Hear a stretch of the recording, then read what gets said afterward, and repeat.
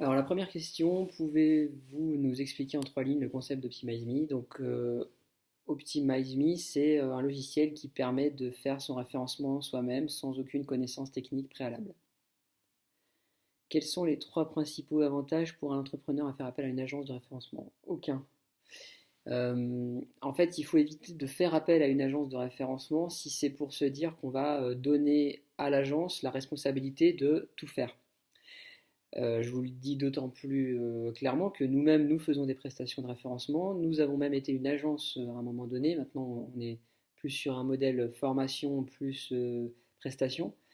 Je crois que ça n'arrive jamais qu'une entreprise délègue 100% du référencement à une agence et que ça se passe bien. Tout simplement parce que ce n'est pas possible. Il y a énormément de temps à passer, énormément de choses à comprendre. Ça touche en fait à la stratégie de l'entreprise. Et même si on pense qu'on a dépensé 5 ou 10 000 euros et que ça nous semble énorme pour du référencement, 5 ou 10 000 euros, ça revient à peu près à 10 à 20 jours de travail, ce qui pour bien référencer un site en général est très très loin d'être suffisant. Ce qu'il faut retenir là-dessus, c'est que oui pour une agence, mais une agence qui va vous transmettre des compétences, qui va simplement s'occuper des trucs les plus complexes, vous conseiller, mais surtout pas faire tout à votre place. Quelles sont les différentes prestations proposées par une agence de référencement? Alors en général, ça commence par la recherche des mots-clés. Ça, c'est quelque chose qu'il faut effectivement confier à l'agence, parce qu'en général, l'entrepreneur n'est pas en mesure de trouver lui-même tous les mots-clés. Il pense en général à 3 à 5 mots-clés, là où il peut y en avoir plusieurs centaines. Ça, c'est la première chose à faire. Une fois qu'on a trouvé tous les mots-clés, il va y avoir différentes étapes, comme par exemple la conception d'un plan de site, qui permet de savoir quels sont les liens qu'on va faire entre les différentes pages. C'est ce qu'on appelle parfois le cocon sémantique également. Ensuite, il va falloir rédiger toutes les pages, donc rédiger les pages qui n'existent pas encore. En général, il y en a des dizaines. Il y a les pages qui existent qu'il faut améliorer. Donc il faut améliorer le contenu, c'est-à-dire la variété du champ lexical, les balises, les H1, les H2, les haltes d'images. Donc tout ça, c'est du travail à faire sur les différentes pages. Et puis ensuite, il y a la partie notoriété. Donc c'est l'obtention de liens vers la page, le fait d'avoir des relais d'opinion sur le web par rapport au site. C'est la partie la plus difficile, en général celle qui peut être la plus contentieuse. L'entrepreneur a dit une part de travail à effectuer lorsqu'il fait appel à vos prestations. Oui, il doit s'y intéresser. S'il s'y intéresse pas, nous, on ne peut pas travailler avec lui.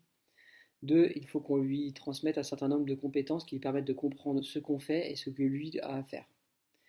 Et trois, il faut que ce travail soit fait sur le long terme. Alors, les compétences que ça mobilise, ça veut dire savoir rédiger des textes pertinents, savoir penser notoriété, c'est-à-dire que quand on travaille avec des clients, avec des prospects, avec des partenaires, il ne faut pas oublier que ces personnes-là peuvent aussi parler de vous sur le web et que c'est comme ça que votre site va décoller. Donc c'est tout un tas en fait de petites choses à réaliser sur le site et en dehors du site, mais il faut penser référencement pour pouvoir réussir son référencement. C'est pas quelque chose de trivial. C'est pas quelque chose aussi qu'on peut faire à côté. C'est quelque chose qu'on doit vraiment intégrer à la stratégie de l'entreprise si on veut que ça fonctionne.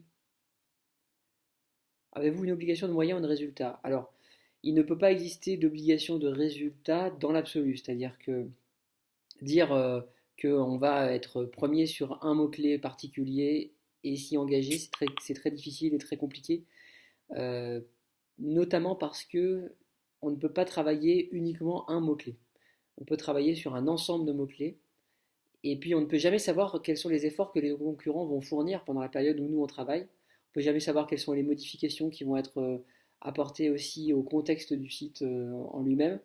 Donc en fait, s'engager comme ça sur un résultat, c'est compliqué. Nous, ce qu'on fait, c'est que on s'engage avec notre logiciel à dire si vous faites ce que le logiciel vous dit, c'est-à-dire que le logiciel, lui, il calcule en fait en temps réel les manques existants sur le site. Si vous faites tout ce que le logiciel vous dit, que vous avez 90% de ce qui a été fait dans le logiciel qui est bon, donc dans notre logiciel, OptimizeMe, au bout de 5 mois, on vous garantit que vous avez 80% de vos mots-clés en première page de Google. Donc déjà, on ne parle pas d'être de la première position, parce que ça, c'est impossible à garantir. On parle de la première page. Et puis, on ne parle pas de 100%, on parle de 80%. Et là-dessus, ça fait quand même 2 ans maintenant qu'on a cette garantie, on n'a jamais remboursé personne. hein, parce que ça n'arrive jamais que quelqu'un effectivement ait 90% de score et n'ait pas 80% de ses mots-clés en première page. Mais aussi, ça arrive rarement que les gens aient 80%, 90% de score. Parce que c'est beaucoup de travail dans le logiciel pour y arriver. Ça nécessite d'avoir en fait mis en place beaucoup de choses.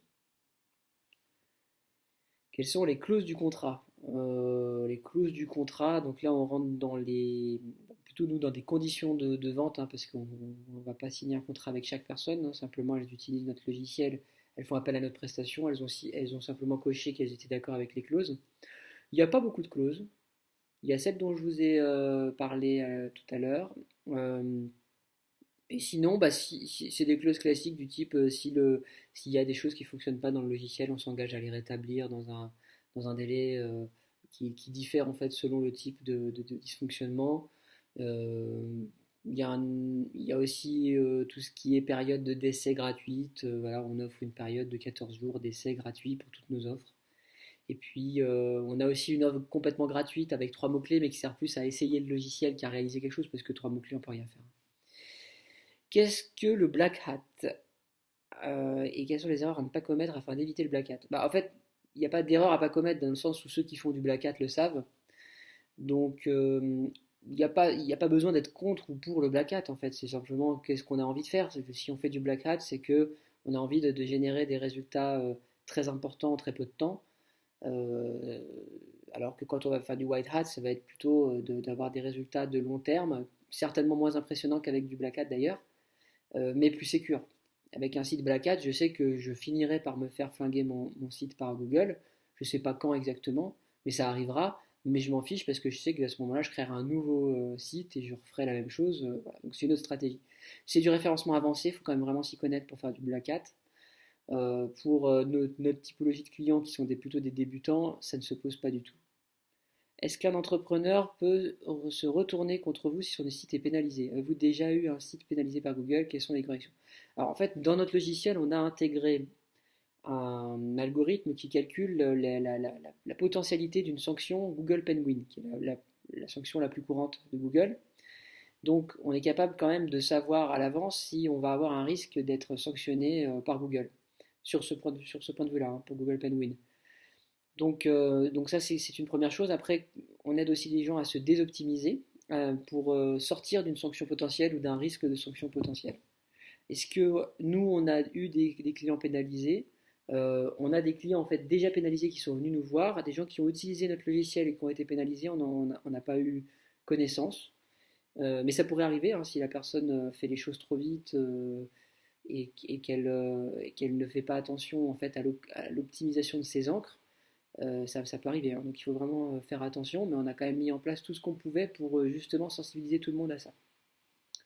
Finalement, quels sont les 3 conseils que vous donneriez à un entrepreneur pour optimiser son référencement naturel? Apprendre, apprendre et apprendre.